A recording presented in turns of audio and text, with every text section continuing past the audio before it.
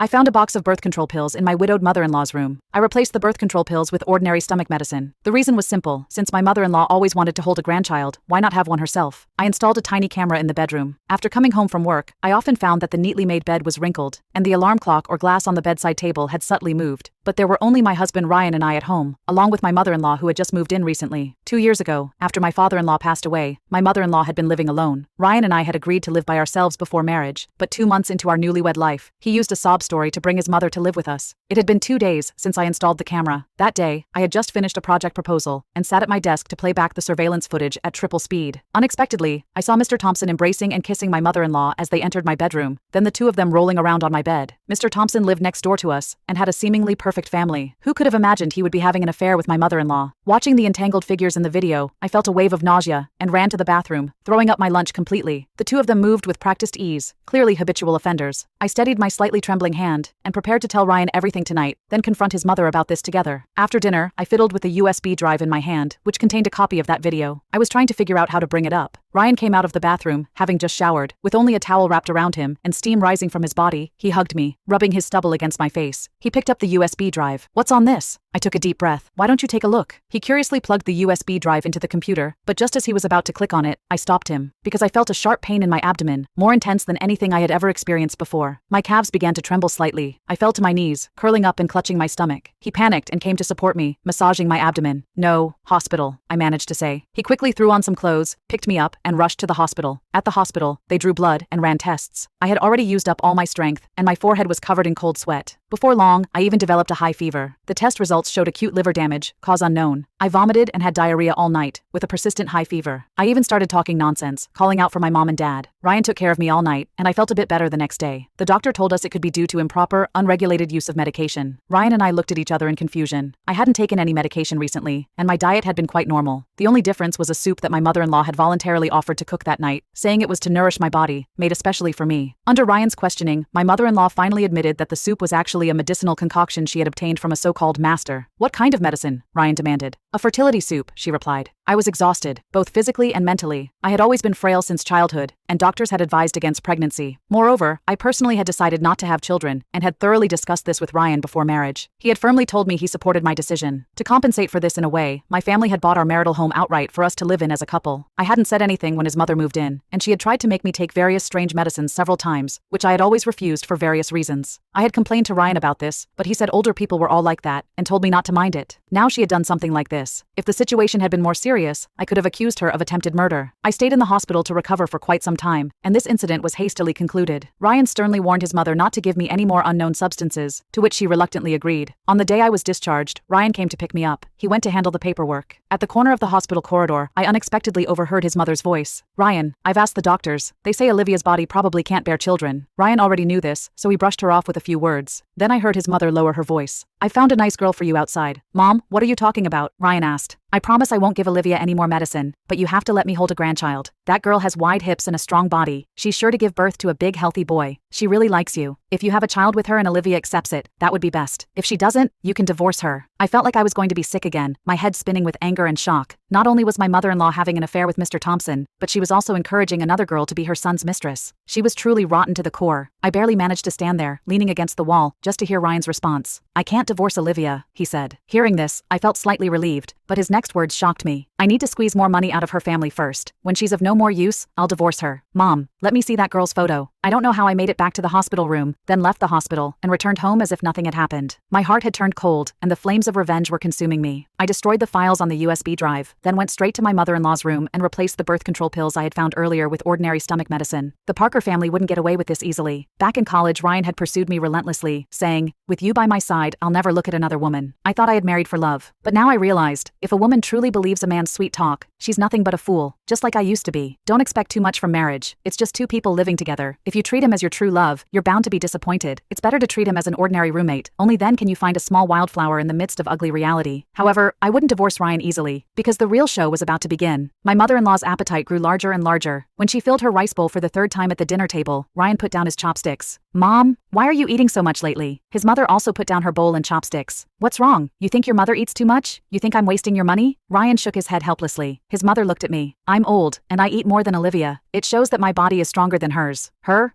She can't even have half a child. You're right, your body is much better. You look like you could still have children. I acted humbly. Eh? What are you talking about, child? She said. Olivia, how can you talk to mom like that? Ryan chimed in. They spoke simultaneously, their angry expressions identical. I was laughing inside, but on the outside, I maintained a look of terror. Suddenly, my mother-in-law pushed her chair back and rushed to the bathroom. Then came the sound of violent vomiting, so terrible it seemed as if she might throw up her internal organs. I drew in a sharp breath and suggested to Ryan that we should take his mother to the hospital for a checkup. He nodded in agreement. There was silence in the car on the way to the hospital. I abruptly spoke up. Mom, your symptoms are like those of pregnancy. My mother-in-law, looking pale, just coldly snorted. I looked at his mother. Her closed eyelids were trembling slightly, and the back of her interlocked hands had turned blue, a sign of nervousness. While waiting for the results, my mother-in-law's anxiety was visibly increasing. When her number was called, she wanted to go in alone, but Ryan, looking incredulous, led the way in. We two followed behind. The doctor pushed up his glasses and said, "Advanced maternal age, pregnancy not recommended." Ryan leaned back and laughed loudly. "Don't joke with us, doctor. My mom is over 50, and my dad passed away 2 years ago. How could she be pregnant?" "We never joke about such matters," the doctor replied sternly. "Then you must have mixed up the reports," Ryan insisted. Seeing the doctor's serious expression, Ryan's laughter faded away.